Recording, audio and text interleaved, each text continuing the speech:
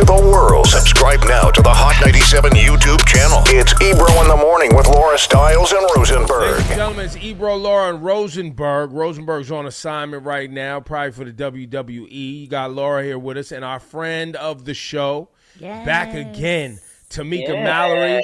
But this time we're celebrating her new book, State of Emergency. There it is. Where's my copy?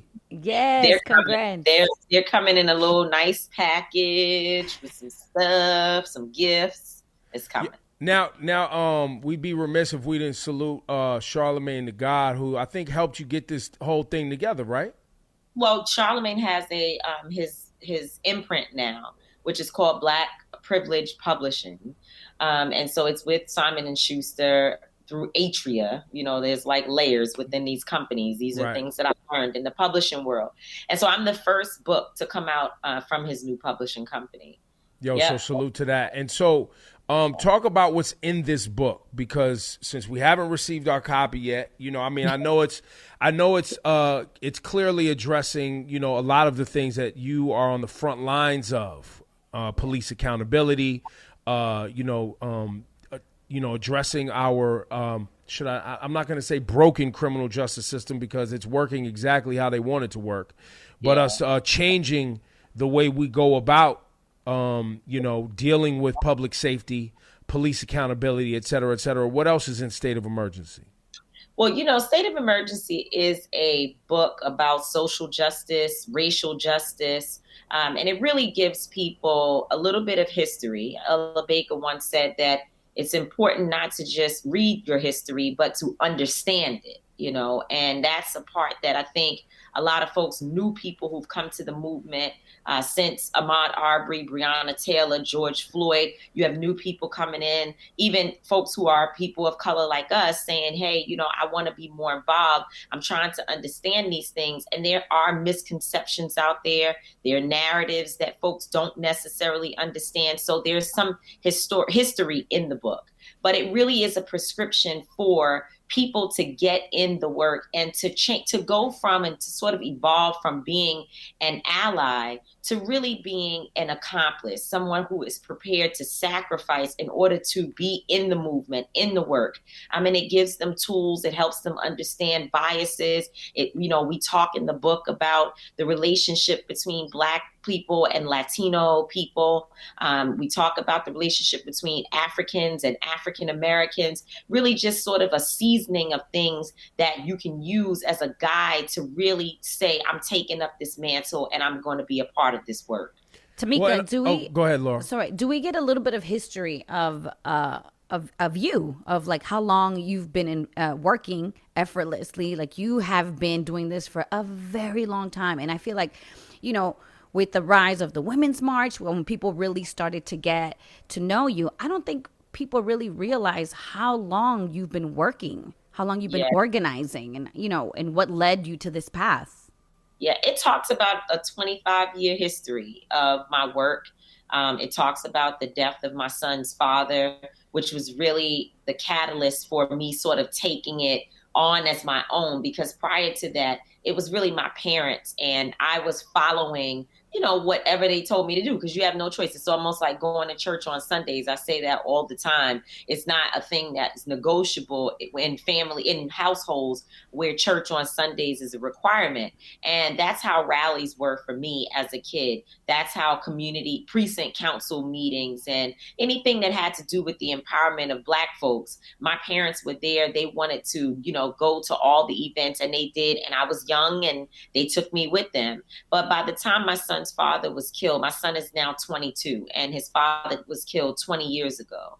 So by the time he was killed, it was no longer me going to these activities or being a part of the youth group, or, as same thing in church. The kids get together and sit in one area and kind of joke around or write or do whatever until the parents are done. I did that as a very, very young kid. But by the time my son's father was murdered, I understood the work from a deep and personal perspective, and I took it on. And so, yes, in State of Emergency, it does start out with a little bit of history about me and help people to understand more about who I am. I also have the foreword of the book by Dr. Angela Davis and Cardi B. It's a conversation that the two of them are having, which is a very, very powerful part of the book. And since the book has now been released, lots of people are contacting me to say, I came for the foreword and I'm staying for the rest of the content. And the reason why I chose the two of them, who are, you know, unlikely, if you will, in most folks' eyes in terms of social justice, racial justice, civil rights. But I chose to put them together because, one, I wanted people to understand more about who I am. And at any given day, I can be a mixture between Cardi and Dr. Davis. And I think that's okay. And Ebro knows this about me. So, you know, my new thing is you can twerk and work at the same time. And I'm gonna put that on a t-shirt actually. I love that.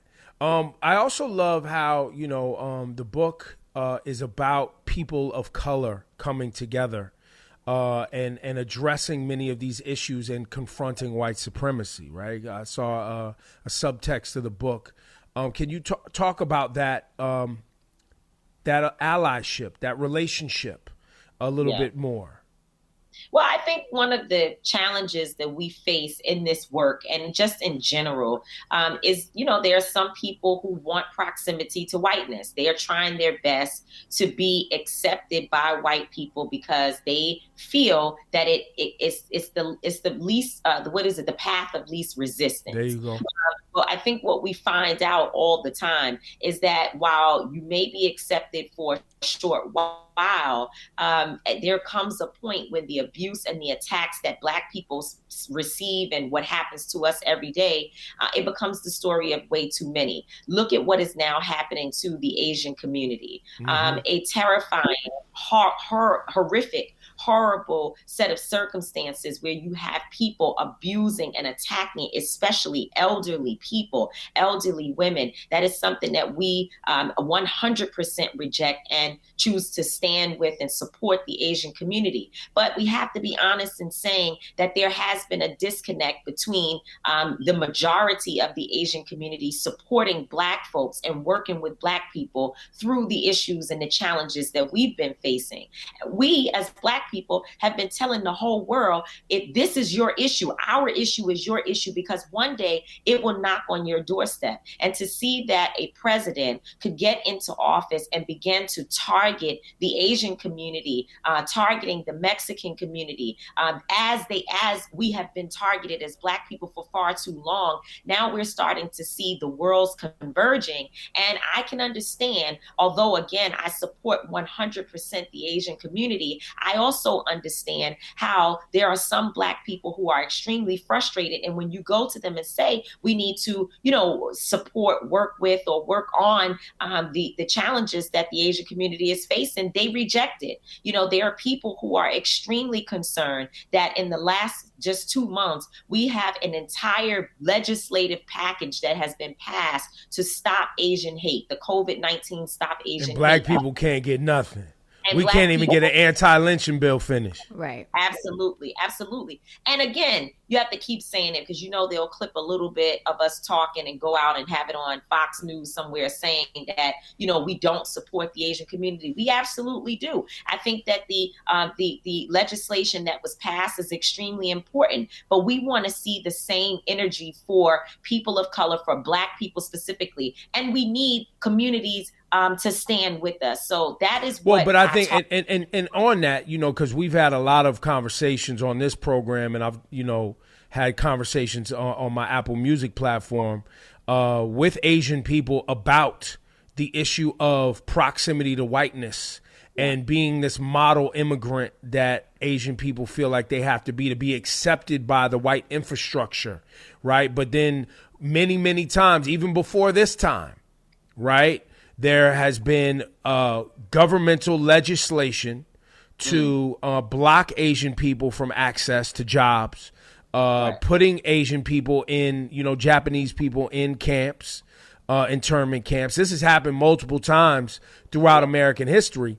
But once again, white supremacy and the idea of the proximity to whiteness and what's acceptable in society and what'll get you the least path of resistance is people not wanting to be associated with the black struggle. But the black struggle is the struggle that all people that come to America and all people around the world need to understand is the one that everyone gets a path on. Everybody has benefited from the work of the social justice movement of black people. Absolutely. Everyone.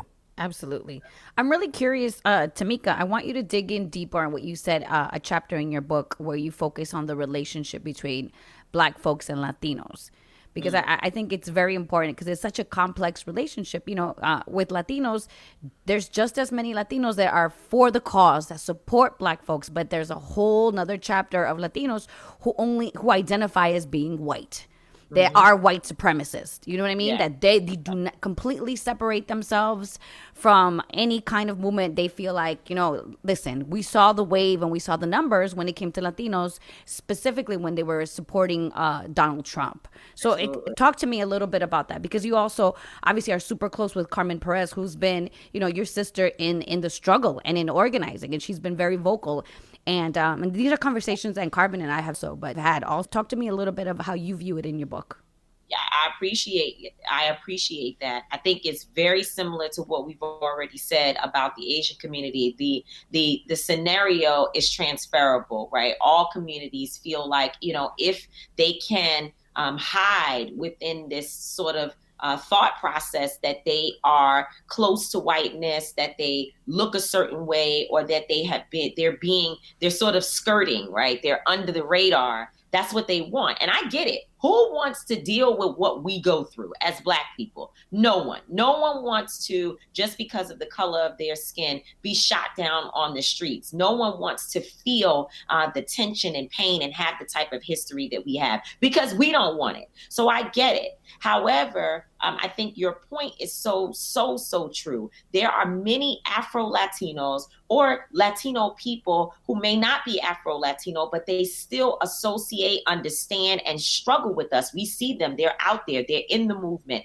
Look at someone like Rosa Clemente, who is a powerful sister, who, like you said, Carmen Perez. These are women and men, of course, that work very closely with the movement. But to your point, there is an entire community of folks who do not associate with our communities, and they don't understand that the attachment that they have to the people, the Donald Trumps of the world, to supporting certain candidates and being a part of the Republican Party that does not represent Black people well at all. Unfortunately, I know there are probably some Black Republicans who listen to your shows. Well, you know, we all should be able to do what we want and, you know, support who we want. Well, I guess that's fine if that's what you feel. But when we look at how Republicans vote, it is basically always against the issues, just like you said, Ebro, the anti-lynching bill. It's not Democrats that have blocked that, although I don't support 100% Democrats either.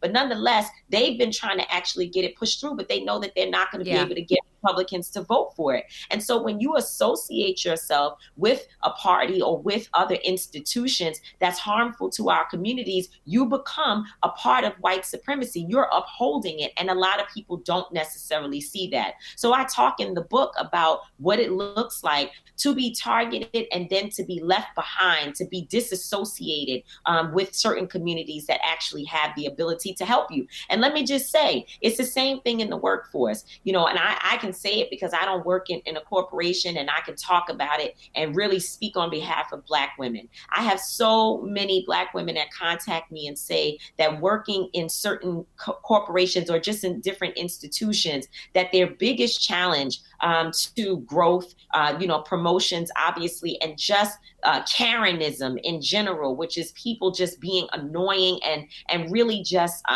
attacking them, has come from a lot of Latino women who don't associate as Afro-Latino and don't necessarily associate with Blackness at all. It's a dangerous space to be in, and I talk in the book about what ways that we can see those biases and try to start working on bridging gaps. Tamika, you and Carmen have been doing tremendous work, as Laura pointed out. But I want to go back to, the Women's March, was a moment that you guys were catapulted onto the mainstream. Yeah. And here we are several years removed from that. You recently, Cadillac did a commercial around your story. And they've done, and by the way, for the audience, Cadillac did this with other people as well. I think Killer Mike had one and other individuals. But it was framed for you, Tamika, as if you sold out to the corporations. And you sold out to Cadillac. I wanted to give you a moment to talk about, balancing these relationships, right? Because as you make moves in, putting out books and being on television, and your profile gets higher, and corporations who want to use, what is in vogue right now to be a part of the messaging, how do you balance that, right? Because the commercial is telling your story, and it does have your message in it, and it gets it to a larger audience. But there's a lot of people who don't want that to happen. Yeah. I mean, well, how you balance it is that today you and I are speaking, I'm on this show while being in Houston, Texas, for the family of Pamela Turner, who was shot down by police officers. Actually, she was shot while she was down by police officers 2 years ago. This was a woman who was mentally challenged. The community knew it. And in fact, the officer who shot her is from that community and knew her. We believe that he knew her and knew her well. She was not doing anything wrong. And a police officer came out.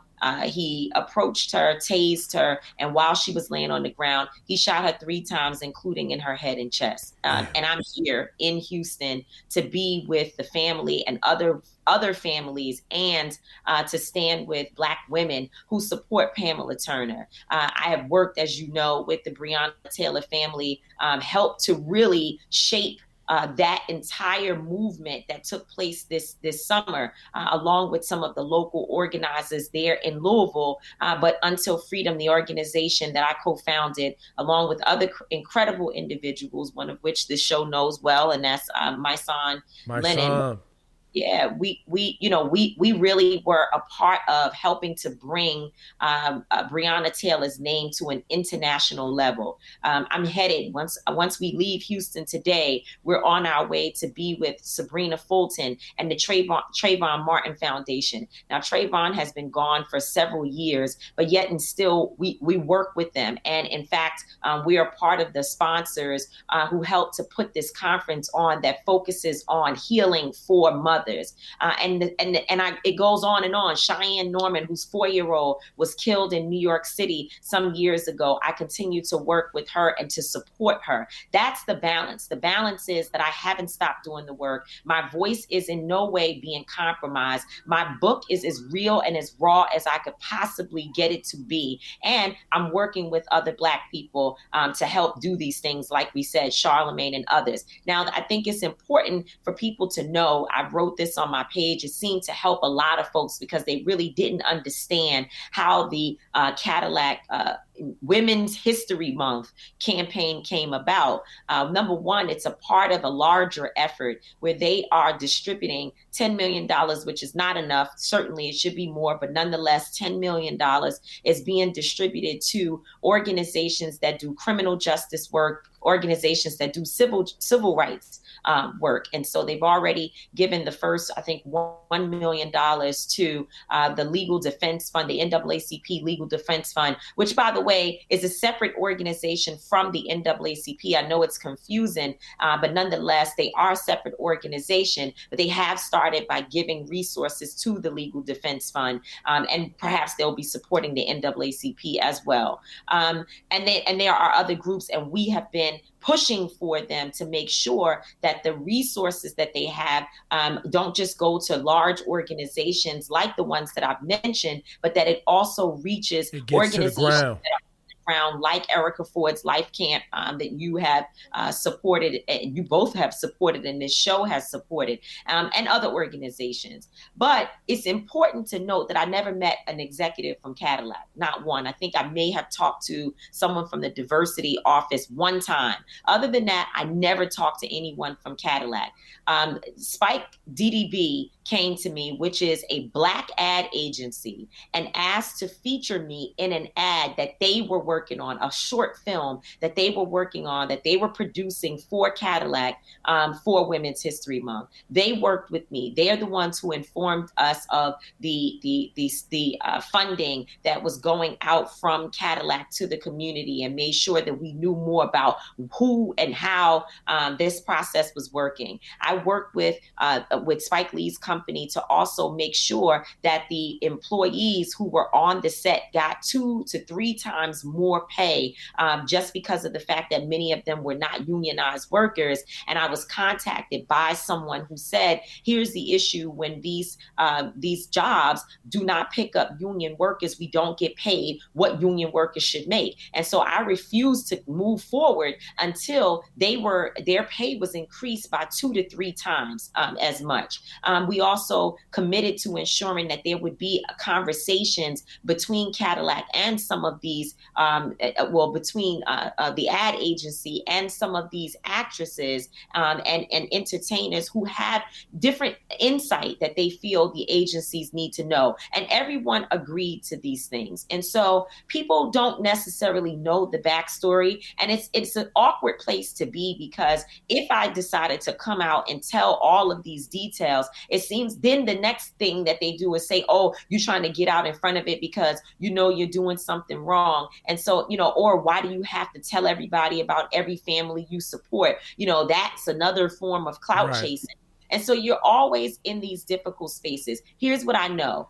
It goes along with the job. It goes along with what we do, and we just have to have thick skin. Which I'm human, and some days I get up and I'm in fighting mode, and I'm in my comments telling people off, and I speak out if I feel it's necessary. I might go live and speak from my heart, but most of the time, 90% of the time, we have to understand that it's our job to keep on being in Houston, Texas, being in Louisville, Kentucky, being on the streets of New York, and continue to push so that our communities see us and know that we haven't abandoned them just because we are able to get a commercial or a book deal or some other thing that for them seems like it's some level of success.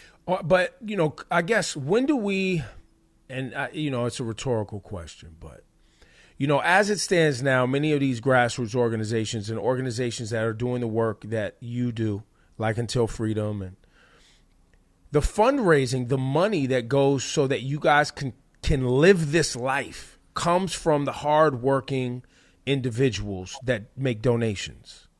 Mm-hmm. But don't we have to get to a point where we understand that these corporations should be putting up this money for us to do this work? The corporations should be making these donations, doing these commercials. Obviously we want to make sure individuals like yourself, your message doesn't get watered down and it doesn't get co-opted by corporations, or there's things that you shouldn't be afraid to say because there's a corporate donation. We don't want that to happen, but we also need to make sure that these big companies where we spend our money as consumers understand that we care about these issues and they need to be pumping money into Until Freedom or any other organization and trickling it down to the local communities as well. But I think oftentimes the people don't understand the amount of money it takes to make sure that this continues to be your life and that we can continue to put the spotlight on these situations, because Ahmaud Arbery, George Floyd, Breonna Taylor, Philando Castile, right? These, keeping the spotlight on these police departments and DAs and judges, keeping the fire lit under their ass could take 2 years, 3 years of constantly, or more than that, of constantly flying back and forth, holding rallies, keeping people motivated, and people literally still need to pay their rent and put food in the fridge. Absolutely. Listen, I mean, you said it. You said it all. And, there is this unfortunate misconception that people who do this work every day, that people who are that this is our job, this is how we live, that we shouldn't make money or that we should not have resources. I reject that. 100%. I don't think that, and I hear people say, well, other folks didn't in the past, they didn't have money. Well, number one, I don't know that that's necessarily true. Yes, I think, Dr. King, Malcolm X, and others, when they died, they did not have what they should have had to leave to their families, especially knowing that they were really the forefathers, if you will, of the revolution, of what it looks like to be somewhat have some level of equality in this nation. It was because of the work that happened at that time. And so do we feel like, knowing everything that they did, that we would not have helped to make sure that his family was not on the brink of homelessness? Dr. King, when he passed away, that there wasn't even a place to bury Malcolm X. These types of experiences are not things that we should be proud of. It doesn't mean that we as activists need to go out and get rich off of the movement. But what we should be able to do is to take care of ourselves and our families. And I think what folks are now seeing is the evolution, especially of Black women, and how our ingenuity in terms of these movements. So now we're best-selling authors as well, and also Dr. King wrote a book. Malcolm X wrote a book, or he worked with Alex Haley to write a book. They did those things, but today there are more opportunities to ensure that our books are actually successful. I'm a speaker, right? And so I go around the country, and now it's been Zoom around the country to speak to people about what I have learned over 25 years of my life, helping young people learn how to organize, helping colleges think about different ways to attract new talent and new minds. These are things that I should be paid for. Should I do them for free? I also am a consultant where I work with companies to help them look at their diversity and help them to just look at new models and new ways to be a part of community and to do more for the communities that they receive so much benefit from, but they don't often give back to in the same ways. And I'm just confused as to why people think that I should show up in all these spaces, get 3 hours of sleep at night, travel from one place to the other, and not have money to be able to eat when I get to a city. Right. To stay in a hotel that's not a place that, is dilapidated, falling apart, and a place that's not comfortable. Not only that, but unsafe, because, you guys... Because you guys often are threatened when you guys, a lot of people don't know that, right? You're dealing with death threats. I just had an incident where a white man attacked me and some other people that I was with in Atlanta. It just happened. And by the way, I woke up this morning to this guy, J.W. Lucas, who I've already had to talk to about his disrespect for Breonna Taylor. I woke up this morning to him again in my inbox, trying to tell me as a Black woman all the things that's wrong with me and continuously harassing me. And he's sending me new contracts of other Black people who are continuing to work with him since he defamed Breonna Taylor. And wait, who is he now? Black woman. This guy, J.W. Lucas, who is a producer. He's produced for Uzi, and he did what's his kid's name? We just talked about it, Ebro. Jack Harlow. Yeah, what's Uzi Vert and Jack Harlow saying? Well, nothing. That's the question that people like you have to ask them. I mean, he sent me something this morning to let me know that, he's still working with Roddy Ricch. He sent me some contract where I guess someone who works with Pop Smoke has contracted him. I don't know if it was a signed contract, but he sent me a screenshot of it. And I understand that some people may not even know, right? I never heard of this. Right. So people may not know, but we need to figure out how to make sure folks know. So wait, this guy is a hip hop producer. He's a Black dude. No, he's white. He's a white man. So there's a white dude threatening our Tamika Mallory, and this dude is allowed to make beats in hip hop, and people are still buying beats from him. Is that what I'm?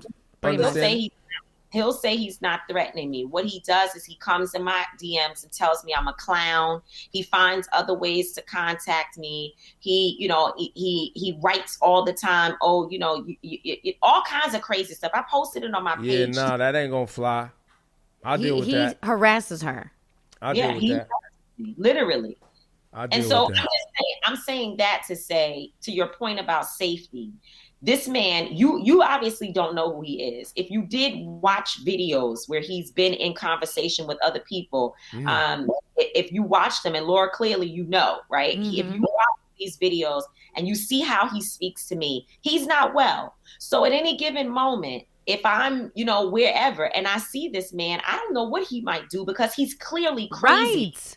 Someone keeps telling you, don't contact me anymore. And he writes back to me, I can contact you if I want to. So he's taken privilege over my life when I've asked him several times to leave me alone. These are the things that we have to deal with as Black women, as organizers. Folks say, oh, just walk away, just leave these people alone. No, we can't just continue to allow people to harm Black folks, and particularly Black women. And Facts. We people who are on the front line, we're in contact. Like, you might see us get into a real serious situation on the streets, especially, my son is not going to do. You just not going to talk to him or people that he's around any kind of way. Same thing with other brothers that are around me. They just not going to allow it to happen. So, we try. We minding our business. We moving about in the world. But and this is a contact sport. So when we're out on the streets, we're seeing people, dealing with people, other activists who may not like us.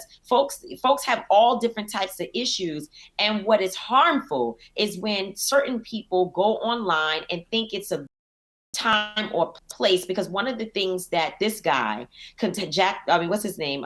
J.W. Lucas, one of the things that he continues to say to me is, oh, you see the comments about you on Twitter. So he's basically coming into my chat to tell me about things that he sees other Black people saying about me as a white man. And he's using that as the basis for him to be able to harass and harm me. So we have to be really careful about what we're doing when we claim that we love Black people, we love Black women, but we're actually opening the space for other people to be able to come in and attack us and use Black people, and particularly Black men, as an excuse to do it. Tamika, something that needs to also be unpacked. You and I, I often call and check on you if I, figure things is getting a little off kilter. But our trauma as Black people, part of it is our lack of trust of each other. Yeah. And what we talked about earlier with proximity to whiteness, and trying to find a path with the easiest pathway to success. Oftentimes, as you pointed out, Tamika, nobody wants to have to deal with this stuff on a day-to-day basis, so they find ways to associate themselves with an easier life, or what they think will be an easier life. And so a lot of the blowback or negative energy you get, I believe, and I think we've talked about this, comes from a place of Black folks continually being let down by people whom they hope and believe have their best interests at heart. So when a Cadillac commercial comes out, or you're was it on the Grammys, right? There was a blowback during that time when you guys were on the Grammys, and these things happen. I believe it comes from that painful place of and trauma of Black people being like, damn, man, we lost her. She's gone. You know what I mean? She's too, the girl that was around the way that I saw on my block, or that came to my neighborhood, probably ain't never coming back now because she's too big and too popular or too in demand. And so that pain, that hurt is usually manifests itself, in people just either trying to tear down or put out negative energy and hate. So I just want to reassure you that, you are loved. You are appreciated. The book, State of Emergency, it's on shelves now. It's on shelves now. Go get that. Now. Yeah. What does it say? It says State of Emergency, How We Win What? In the Country We Built. State of emergency. How we win in the country we built. I really make sure you guys have this in like today, because Yeah, you gotta know about all of this. Yeah, I want that. It's a whole book. Look at this. Look at Now, how long did it take for you to put that together? Man, listen, that's the other part of this whole thing. People get to write books for a while, right? I was on a Michael Eric Dyson writing process. You know, he writes books in months and puts them out. And it's not easy to do, especially as a first-time author. So the speech that I did that I delivered in Minneapolis the day after George Floyd was killed, that was just last year. And we haven't even reached a year to the point of, a 1-year anniversary of him being murdered. And my book, obviously, that I didn't get the deal the day after I spoke. It took some time to negotiate with publishers, and thank God Charlemagne contacted me when he knew that I was out there speaking to people. I was actually about to close a deal with another publishing house, and it was a real good deal. And when Charlemagne contacted me, I was like, it doesn't even matter. Like, let's do it. And we figured it out. And I went with him. Of course, that's what we do as family. And that must have been somewhere around July. And the book, and then clearly it didn't come, it's not on shelves the day after it was written. So you've got several months on both ends for preparation, and then for it to be finished and printed and edited and all of that. And I had to write in between that small amount of time, which was probably 3 or 4 months. So it was hard, but I did have a young woman by the name of Ashley Antoinette, who's a best-selling author, to help and write it, as I basically told her all the things in my mind. She helped me get organized. She kept me on a timeline. My manager, Latoya Bond, they kept me, going in that room. Everybody was going out. You know how it is. Everybody going out, everybody having a good time, people at dinner. And I'm like in the room with a pen and a pad and a computer trying to pull together this book. So it's really a labor of love and pain, love for our people, love for myself, love for my son. I dedicated the book to my son, hoping that he can take this and realize that his mother didn't just leave him for all of these years for no reason, that, I was actually doing something that's important. So that's the deal. That's beautiful, man. Congrats Tamika. We love you so much.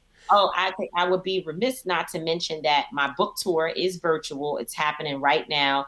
It is categorized by cities and states only because the local bookstores, they want to, have presence in their cities, but you can get a ticket to any one of them. And when you purchase a ticket, if you're in the first, I think, 100 people, you'll get a book that has been signed by me. You go to TamikaDMallory.com. That's TamikaDMallory.com to purchase tickets. The first day we had a Prabal Gurung, who is an amazing fashion designer, an Asian designer, Taraji P. Henson. Charlemagne hosted it as the first event, and my son was on that panel. Yesterday, I had a discussion for a bookstore. Well, the first bookstore was The Strand. And yesterday we did a discussion for Book Passage in San Francisco. And there was a local organizer, Tanish, who was on, as well as Angelo Pinto, who I work with. But Van Jones was the moderator. And Andra Day was one of the panelists. And she's incredible. Incredible. The Billie Holiday, honey. Yeah. So it's been great. And we're moving from there. We've got Tiffany Haddish coming up. Kendrick Sampson is on the tour. As I said, Michael Eric Dyson, Jeezy, Jeannie Mai, all these folks. So people should. Very dope. So Tamika, before I let you go, and you brought up George Floyd. Is there anything from the George Floyd verdict or the verdict against Derek Chauvin and the how expedited that trial was that us as people watching should applaud? Because it feels like it happened pretty fast, got to a close pretty fast, and got to a conviction pretty fast. There's a couple of things. One, you had a district attorney who actually cares, and an attorney general who actually cares about Black folks and understands the commitment that he should have to this community. I don't think he, clearly we all saw the video, so it's not that he did anything special or illegal, but he knows that he had a job to do to go in and really prosecute Derek Chauvin, which we do not often see. He even, Keith Ellison is his name, the Attorney General of the state of Minnesota, he actually brought in 2 additional prosecutors, or 2 people who were not prosecutors. He brought them in from outside and had them to become a part of the team. That's the Black man that we saw, and the other gentleman who were basically working and presenting every day. That's unheard of for the most part, because, ego gets involved, and most of these agencies and district attorneys and otherwise, they don't necessarily want to have to bring another person in who is more of an expert in that particular area. But that's what Keith Ellison did here. And so that means that elections matter, because we actually elect attorney generals. We actually elect district attorneys. And there's a district attorney race coming up in New York City right now. There's 2 people that I respect respect so much, which is Alvin Bragg and also Sister Tahani, who are running for that seat. We're supposed to have Sister Tahani on the program. We've had Alvin Bragg, though. Yeah, absolutely. Either one works for me. I like them both. I think they both cover really good points, and I hope they can come together and share, their notes, if you will, and share platforms, so that when they're elected, they're covering all bases. But just like we got Tish James in here in New York State from Brooklyn. Absolutely, and she now is working on. First of all, she just won, and I don't know all the details. People should look it up. But the state was just successful in dealing with the NRA. Yep. And I don't have all of the details about it, but bankrupted them and got them out the state. Bankrupted them, exactly. And I was like, okay, go ahead, Tish. And now she's dealing with stuff related to the NYPD. She's also working on Donald Trump. So this is again an election that mattered, and I support Letitia James 100%. And then I think the other component, which is the most important piece when we talk about allies, accomplices, people who are with us in this movement, is that there were a lot of white women on that jury, and we've seen over and over again where white women have left us hanging. But in this situation, that jury basically made a unanimous decision, which tells me that a lot more people are waking up and they're beginning to see through the eyes of truth and moral consciousness versus trying to uphold white supremacy at all costs. Now, I wanted to also ask, these things are, they're people often try to celebrate it like it's a wholesale change of culture and a complete change in the United States. What happened with the conviction of Derek Chauvin. But there's so much more to be done. But how do we keep this momentum? Because these things are a start. And sometimes, as you pointed out with Cadillac, they're giving in, $10 million. Not enough. People critical of Jay-Z and working with the NFL. Love that everybody was critical, but also understand Jay-Z trying to make inroads and do the moves that he's trying to make. Look, people criticize Jay-Z with the Barney situation here in Manhattan, but the amount of, black designers that he was able to get into Barney's and help, is significant. Van Jones even is somebody who gets critiqued a lot because of, him having to work with people on the GOP, because 80% of people in jail are in jail in Republican states. And he's like, listen, if somebody's trying to get people out of jail, I'm working with them. And people don't like that. Yeah, no, I want to just jump in on the Jay-Z point. Critique is critique. As leaders, as people who have, as people who are in the public eye, we're going to have to accept that. As I said, it's par for the course. It just comes along with the territory. And if you're unwilling to at least listen to some of the criticism that's out there, because there have been times when I've been criticized, and of course it doesn't feel good, but I listen to a few things and I say, okay, I can see where either I haven't done a good job of explaining who I am or what I believe, and or there's some ways that I need to tweak what I do. I don't at all. And I reject people who just attack and criticize all the time and do nothing.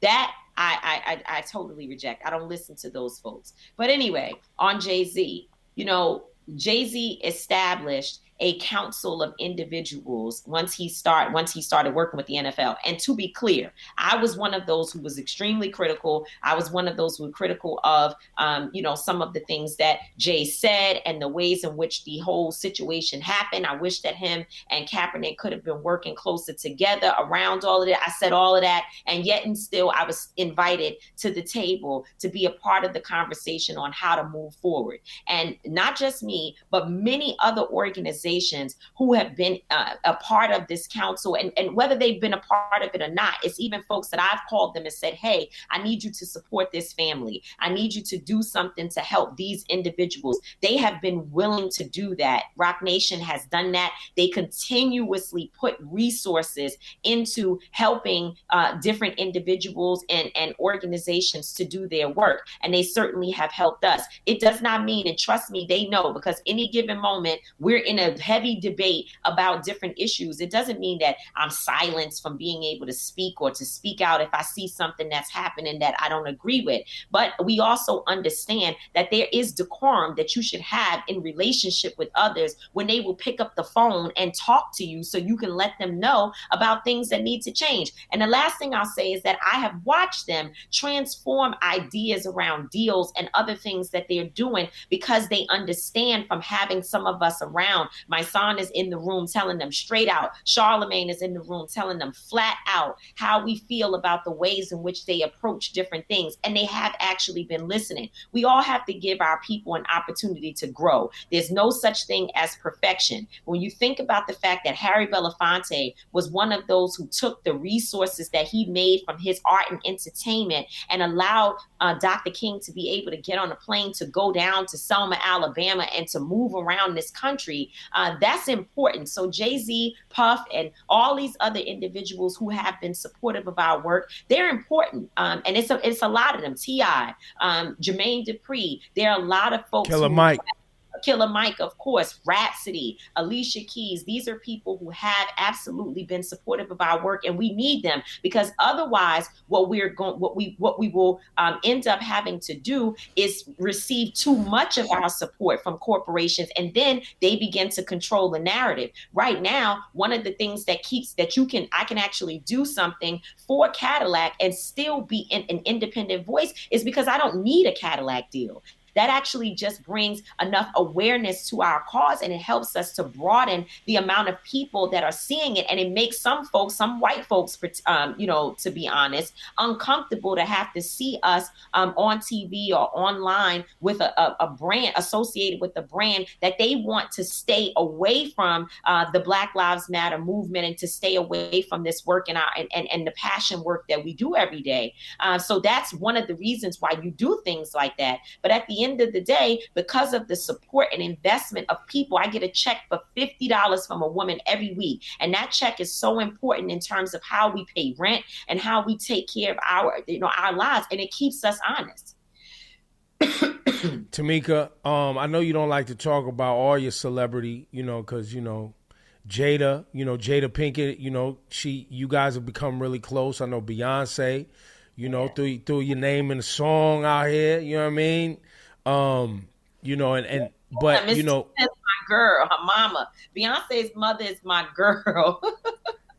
But also, the reason I point that out is because they've also made sure to not, try to, be in the forefront. They support, they push you to the forefront. And I think that's important to point out also, is there's a lot of people riding for you that want to make sure that they don't, they have profiles themselves and they don't want to take shine away from you. And we applaud you and we thank you. And everybody go get the book, The State of Emergency, How We Can Win in the Country We Built, out now. Tamika D. Mallory.